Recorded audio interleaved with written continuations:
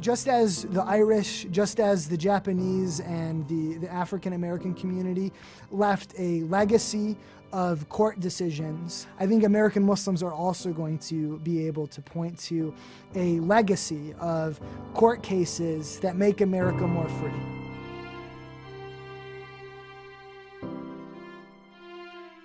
You know, one of the great things about America is that you have your rights in the Constitution, but in order to secure those rights, you must stand up and you must push back and you must struggle for them.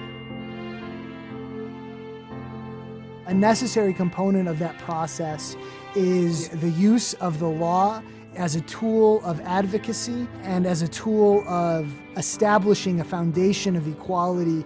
We are advocating for laws that are already on the books, that people have fought and died for. If we don't stand up and defend ourselves, then essentially what we're doing is we're betraying the memory or the legacy of groups before us like African Americans, Catholics, Jews, who had to stand up and defend their rights. And we're abandoning the group that comes after us, because today it's the American Muslim community, tomorrow it will be somebody else. We owe it to the people who worked before us to defend the people who will come after us. Muslims are being harassed all over the world, and imagine if we don't stand up, who's going to stand up for other Muslims? CARE as an advocacy and civil rights organization ensures that American Muslims are treated equally, with respect, with dignity, like all Americans. At the end of the day, we have two challenges as American Muslims. The first is to tell our story because people are afraid of that which they don't know. The second is that those people who have obtained rights has stood up for their rights. So CARE is that organization and that entity that assists the Muslim community in standing up for its rights. And if we don't have some organization taking care of this kind of the problems, who will take care of that? Prior to the founding of CARE, American Muslims largely went unheard in our society. But CARE has been able to give a voice to American Muslims, to their concerns, and to the issues that impact their daily lives. So we know how to get the press's attention, and that makes sure that the perspective of the American Muslim community reaches the American public. Not only do we promote Muslim civil rights, but we promote a Muslim perspective to those who are in power. And we're really able to make a difference in how Muslims are seen in America. We are making a difference in people's life. CARE is very important to American society and to the American Muslim community because it stands on principle in terms of defending civil liberties and protecting the religious rights of all Americans. We stand up for the civil rights for the Muslim community. That's what we do. Council on American Islamic Relations has representatives from about 30 cities on Capitol Hill holding meetings with congressional offices, speaking directly to members of Congress or their staff.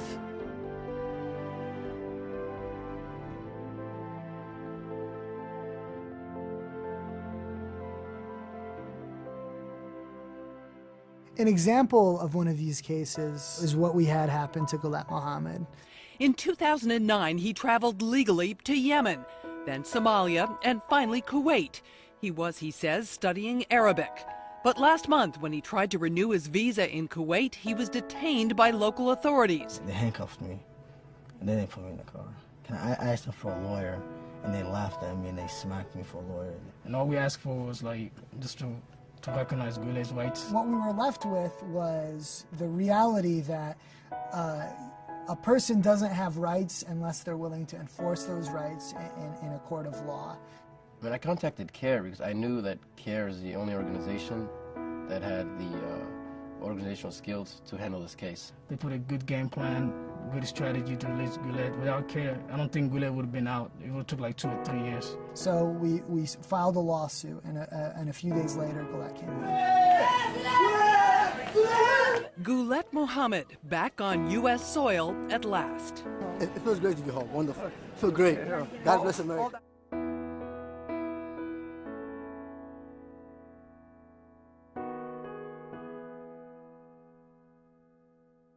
Our Imam takes a group to Hajj every year. Of course, going Hajj mean a lot for the Muslims. Some of them even collect the money for whole year, a whole life, maybe. Their passports were seized by CBP. And I didn't know what I should do. And I saw some, like the people from our group, they like the 50 years old, 55, 60 years old, they were crying like a baby because it meant for them a lot. CARE got involved. We immediately contacted government officials, we contacted appropriate authorities, raised the issue of why these passports would be seized. They were with the case and they help us every second of the event, and they were very, very just like caring about us. So I think swift action in this case really had a tremendous impact. Our Hajis were able to go and perform their Hajj and return home safely.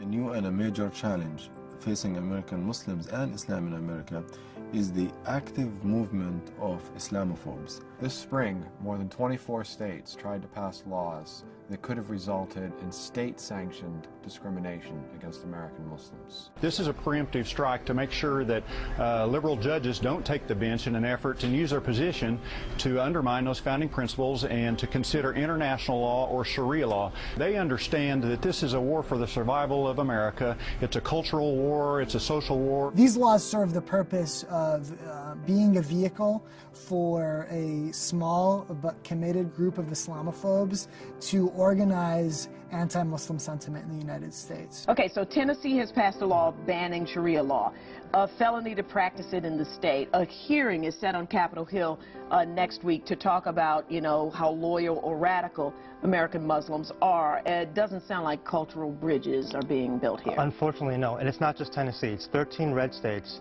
that are trying to ban Sharia law. I think there's a red flag should come up anytime we have our legislatures and our government trying to regulate our religion. Islam is the only faith mentioned in this law. We should not have the state governing and defining what our religion is. And again, Sharia is the moral and value, the morals and values of Islam. So in banning that, they would ban the religion of Islam, the practice of it. We suspect that none of these will go through because it violates the freedom of religion in the First Amendment. But the signal is that Muslims aren't welcome there. If we know that it's impossible for a foreign law or a religious law to ever conflict with and replace the laws of our courts, we need to ask these politicians, why were you deliberately misinforming Oklahomans into voting for this? The fact that this is happening in the 21st century in the United States of America is just unfathomable, and we need some answers, and we need them soon. Within 2 days of that ballot initiative passing, with 700,000 votes, we filed a lawsuit to prevent that measure from becoming the law of Oklahoma. We've had organizations such as the NAACP, the American Civil Liberties Union, and Reform Immigration of America, as well as some Jewish leaders and Catholic leaders, stand up to say this anti-Sharia movement is wrong, CARE has it right. Had that lawsuit not been filed, we would be living in a country where there is a law that discriminates on its face against American Muslims.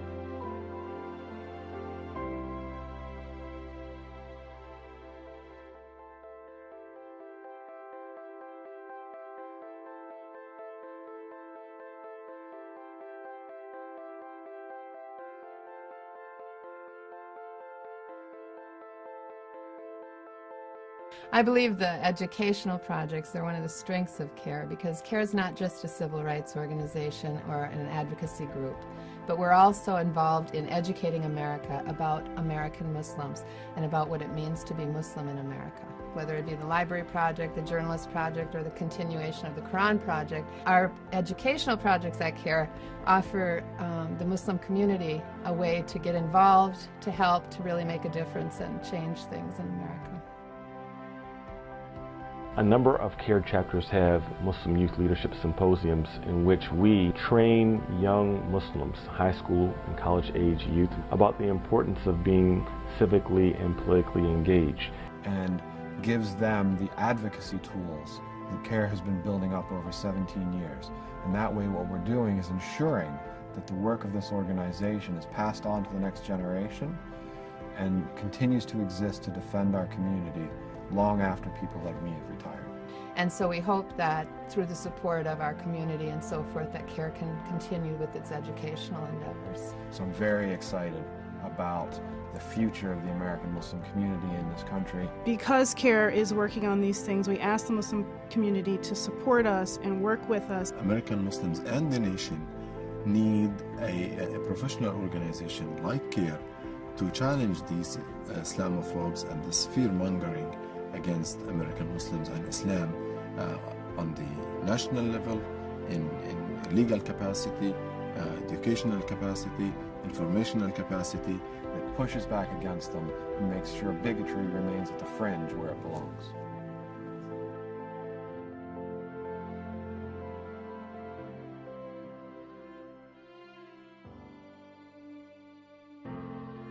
There are a lot of issues that we are facing both as Muslims and as Americans, but there is hope.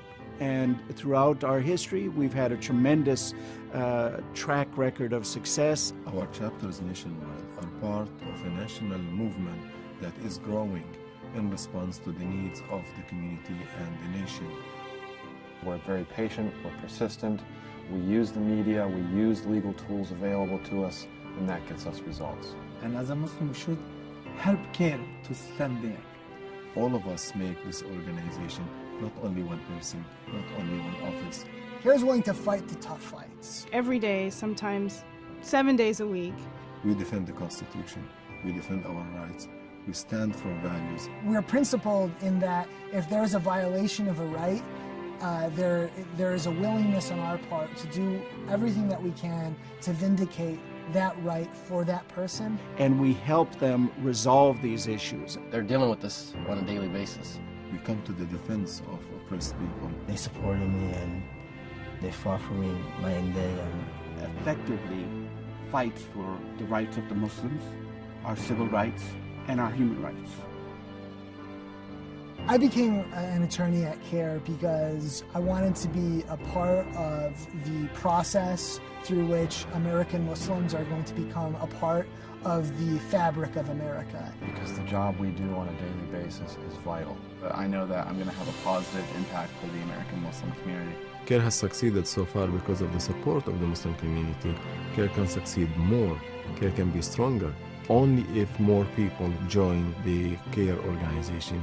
If more supporters are there, if more donors are there, every Muslim, every people of the society at large, they see that a lot needs to be done. But CARE has the formula, CARE has the expertise, CARE needs more people to join its ranks, its forces to reflect that beauty and strength and hope in the future.